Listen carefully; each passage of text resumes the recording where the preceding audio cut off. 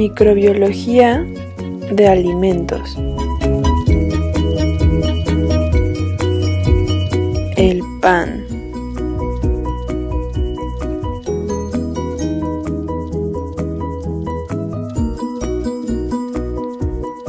El primer paso es la selección y la medición de los ingredientes, que son harina de trigo, agua purificada, levadura y sal. El paso 2 consiste en mezclar. Se incorporan los ingredientes y se desarrolla la estructura de la masa. A continuación sigue la fermentación primaria. La levadura empieza a hacer su trabajo. Se convierten azúcares en dióxido de carbono, el alcohol y los ácidos grasos. Cada masa tiene un tiempo de fermentación primaria diferente, dependiendo de su formulación. Después sigue dividir y darle forma. Cuando la masa está fermentada, es momento de dividirla en bolas del tamaño deseado. Ahora se deja reposar de 15 a 20 minutos. Durante este tiempo, la red de gluten, que se ha hecho más elástica a través de la manipulación, se relajará y será más extensible.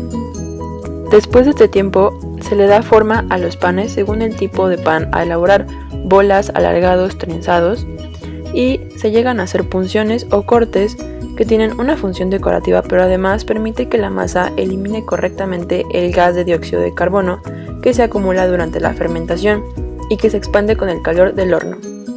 A continuación, la masa se lleva a hornear. Masas magras como los baguettes o masa hecha sin grasas, azúcares, huevos, suelen tener al horno una temperatura muy alta, alrededor de 230 a 250 grados Celsius.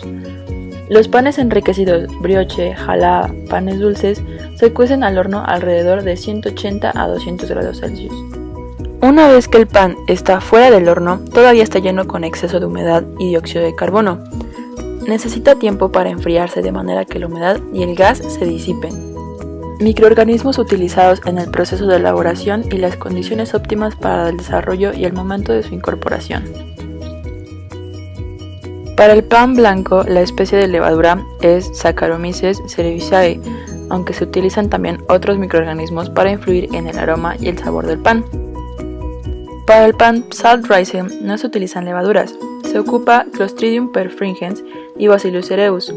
Se sabe que estas bacterias provocan gastroenteritis, pero mueren en el proceso de horneado.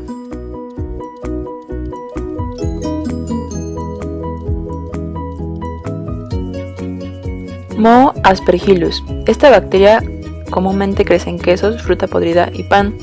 Comienza su vida verde y más tarde se convierte en tonos de amarillo rojizo, amarillo o marrón rojizo. Moho penicillium. La penicilina es bien conocida por ser uno de los antibióticos más recetados, pero el hongo que se utiliza para producirla, Penicillium, también es una bacteria común que crece en el pan. Moho Rhizopus stolonifer. Esta bacteria es miembro de la Omicophyllum y produce moho negro. Es altamente tóxico y puede destruir rápidamente el pan por el consumo de nutrientes que se encuentran en él. Por último, Neurospora crassa. Esta especie de bacteria prospera en el pan y produce esporas en un ciclo de 24 horas. Según el INCMG, Neurospora crassa es fácil de cultivar y tiene características que lo hacen muy adecuado para responder a las preguntas acerca de cómo surgen las especies y cómo se adaptan.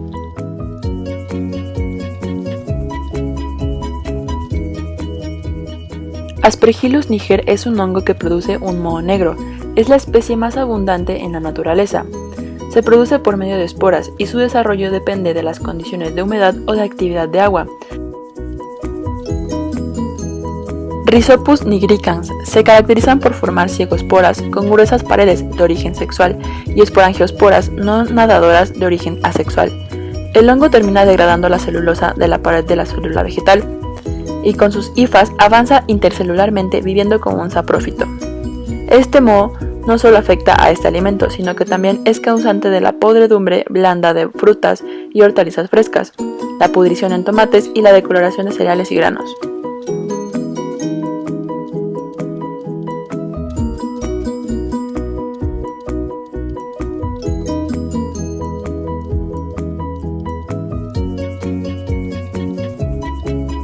En casa. Se recomienda utilizar bolsa de papel o tela para almacenarlo. porque de esta manera se consigue reducir la pérdida de humedad y que el pan pueda respirar. El plástico, en cambio, acelera la aparición de mohos. Debe conservarse a temperatura ambiente y debe evitarse el contacto directo con el sol. Al almacenarse se debe tener en cuenta la naturaleza del pan.